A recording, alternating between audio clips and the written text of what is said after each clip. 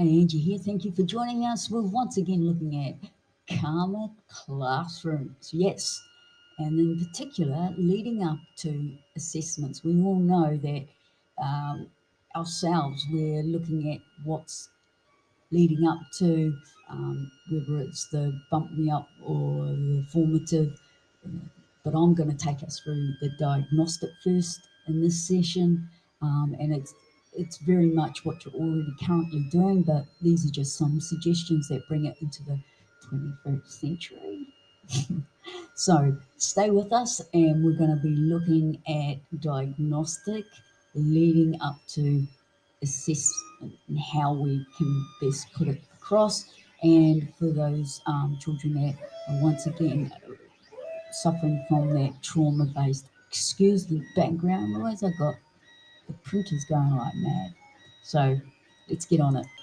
Okay, so here are the five likes, and I've broken it down to icons, and I'll discuss what I mean by icons in our next slot. But the five likes are okay for us.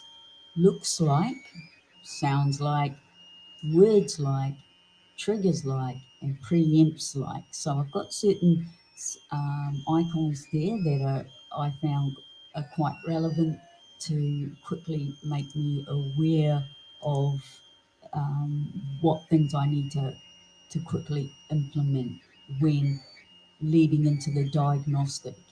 And with certain children, I would get them readily prepared before I even did the diagnostic, giving them incidental leverage approach, and without them realizing, so that they don't feel that they're just being chucked in the deep to do brainstorming. So it's that winning and success. So first of all, what it looks like, and that would be a small group activity, um, in which you can use in brainstorming, role playing. However, you got to ensure that your student behaviour support management is in place. Inside voices, turn taking, all those Johnson and Johnson social cooperation strategies to ensure that they are suited with a capable peer, as well as a friend that a buddy that they like to work along or beside. So that's just one thing with the small group activity. It's what does it look like? So now we're going to go through what does it sound like? So it's a peer discussions, reporting back by either post-it notes, poster map, or iconology. And I'll explain that. And then flipping that I do, we do, you do, and a great person, great, great mentor, as well as outstanding teacher and principal is Simone Ivy. Shout out to my Ivy. It's flipping it from to group do, we do, I do. Um, Hers was, they do, we do, I do. So it's a flip around and stuff like that. So I've pinched that a little. And once again, it's the group doing it, exploring. There's no right or wrongs. That safetyness of creating that cohesive community of learners. And now I'll explain the archaeology. I can hardly say it myself. So let's just go to the next slide, shall we? Okay, so we're referring back to the Karma classrooms model, where it's shame and then affects regulation, and then it continuously goes and impacts the social um, interactions, as well as filtering in through the academic performances. So therefore, they're already disadvantaged when they come through your classroom, and that can be changed. And we're not the only ones that can be part of that. If you have those community um, members of learning, of caring, that altruism, then the job can be very light upon our own shoulders. It's not placing it on the other classroom students. It's a matter of letting them see that they too can support others. They too have gifts, and I'm not the only classroom teacher. They also can become a teacher. In New Zealand, we call that a kaiako, which is interchangeable. The teacher becomes the student, and the student becomes the teacher, and it's interchangeable. And I found that has been a big part of my pedagogy and approach in that looking lens. And I don't have caps on any type of being. I've had so many kids who have just humbled me by their abilities and their graces.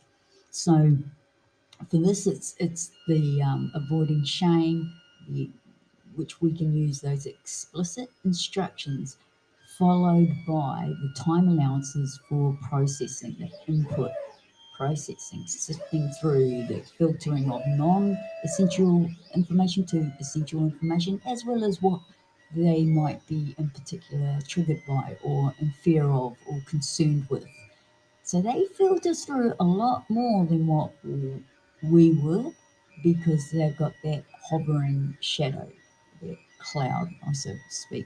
So that filtering delayed expression, we need to just be mindful of. So for the triggers, like out of the five likes, the avoiding shame, and we know that affects regulation, the self-regulating. So in order to get them out of that, I often would use a blue form, which was our positive behaviour referral form, and I would make a bit of the song and dance, say, okay, I am going to blue form you. That's right. Blue form you for being a bully on yourself. Now, I had to make sure I quickly put in the bully for on yourself, or I would say, you're bullying on yourself, right? That's a blue form. In which I used to often blue form myself if I was grumpy. So I had a lot of blue forms. Or the students, bless them, they would blue form me if I was having a moment where I didn't think I could do something, or I did a mistake, or I kept losing certain materials which the kids would find, like my glasses.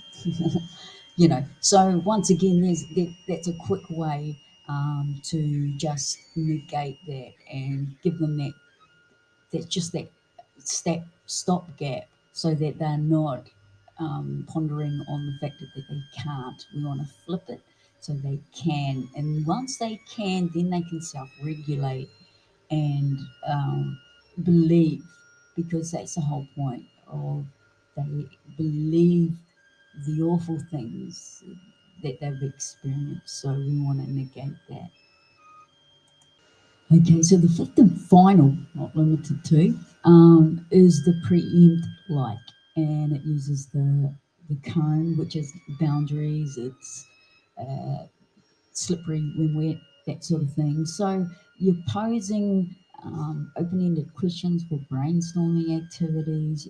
All the things that you already currently do, like teacher-selected groups, capable peers are matched, and they're given, scribe or reading buddy and things like that, as well as turn taking and at talking. So it's adapting all that social and cooperative learning by Johnson and Johnson, and once again being mindful of that model of shame and the effects of regulation.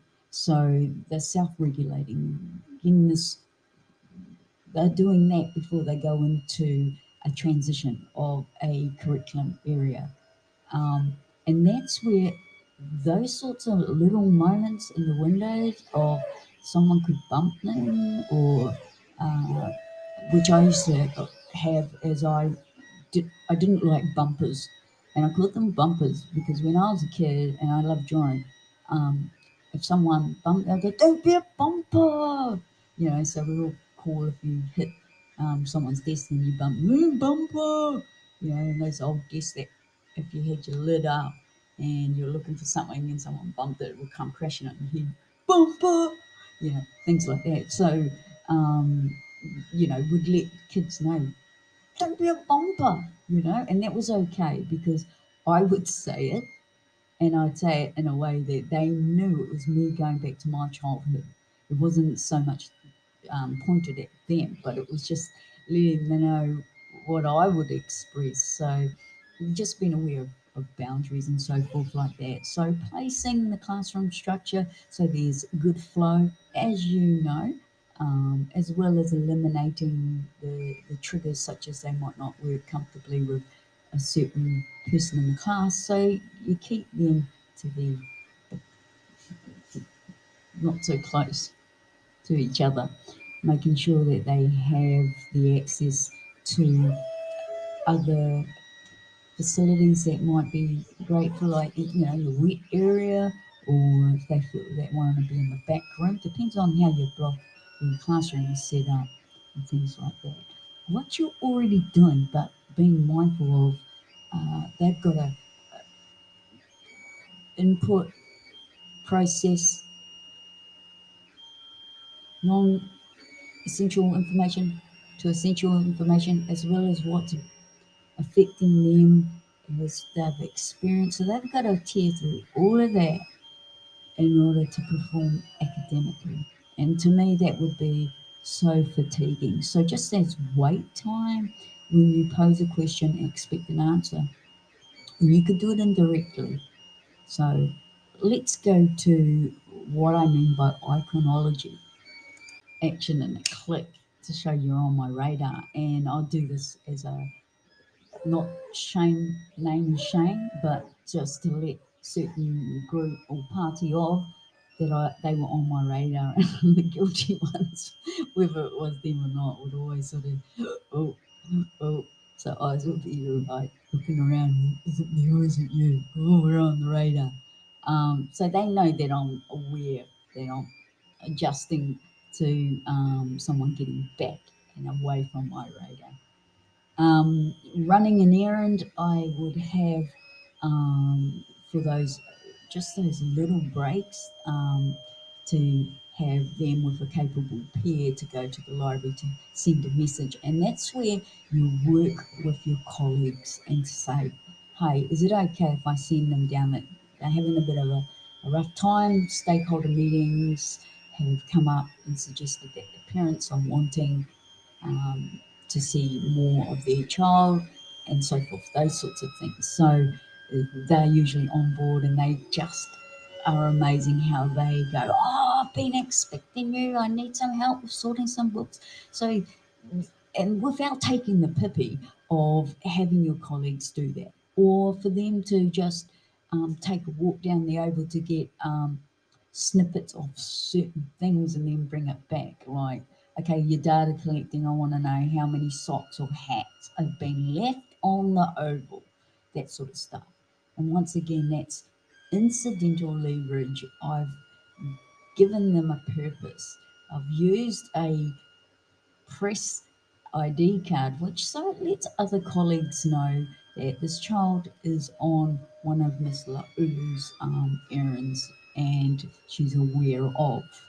And often a teacher aide would be with them as well, not so much in the lead of, but they can just help guide without that child feeling like they haven't got that autonomy and so forth.